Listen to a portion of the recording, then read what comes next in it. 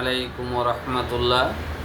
আল্লাহ তাআলা পবিত্র কোরআনে সূরা আল ইমরানের 102 নম্বর আয়াতে বলেছেন, ইয়া আইয়ুহাল্লাযীনা আমানুত্তাকুল্লাহা হাক্কা তুকাতিহি ওয়া লা তামুতুন্না ইল্লা ওয়া আনতুম মুসলিমুন।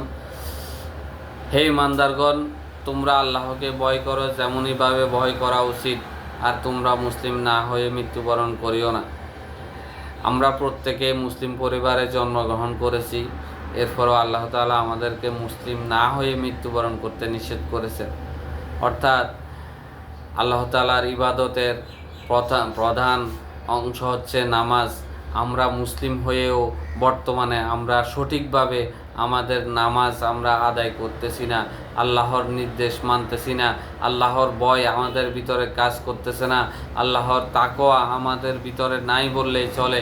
আমরা যখনই নামাজের সময় হয় তখন আমরা দুনিয়াবি বিভিন্ন কাজে ব্যস্ত থাকি, বিভিন্ন অজুহাতে ব্যস্ত থাকি।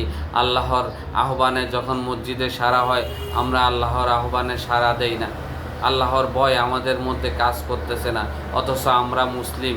এজন্য আল্লাহ তাআলা বলছেন আমরা যাতে মুসলিম না হয়ে মৃত্যুবরণ না করি।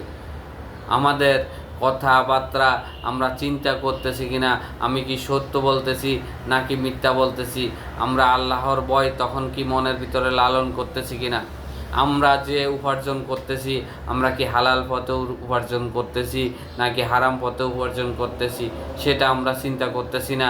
আল্লাহর ভয় আমাদের ভিতরে আছে কিনা, অথচ আমি মুসলিম।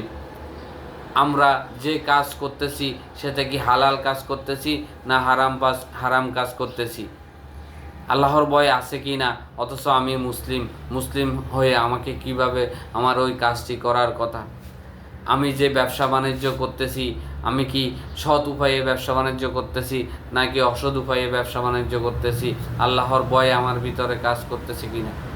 আমাদের মা বাবা, আত্মীয় স্বজন, পাড়া প্রতিবেশী, বন্ধুবান্ধব সকলের সাথে কীরূপ আচরণ করার কথা আল্লাহ তাআলা কীভাবে আমাদেরকে নির্দেশ দিয়েছেন, ওই অনুযায়ী আল্লাহর ভয় নিয়ে আমরা তাদের সাথে আচরণ করতেছি কিনা। আমরা দৈনন্দিন প্রতিদিন আমাদের সকল ক্ষেত্রে আমরা আল্লাহর ভয় আমাদের মধ্যে লালন পালন করতেছি কিনা।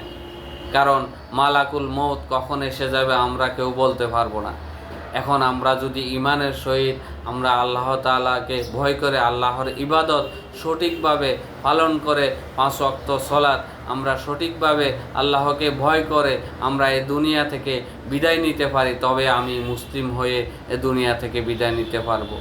আল্লাহ তাআলা আমাদেরকে সকলকে এই আয়াতের সারমর্ম বুঝার তৌফিক দান করুন। আমিন। আসসালামু আলাইকুম রহমতুল্লাহ।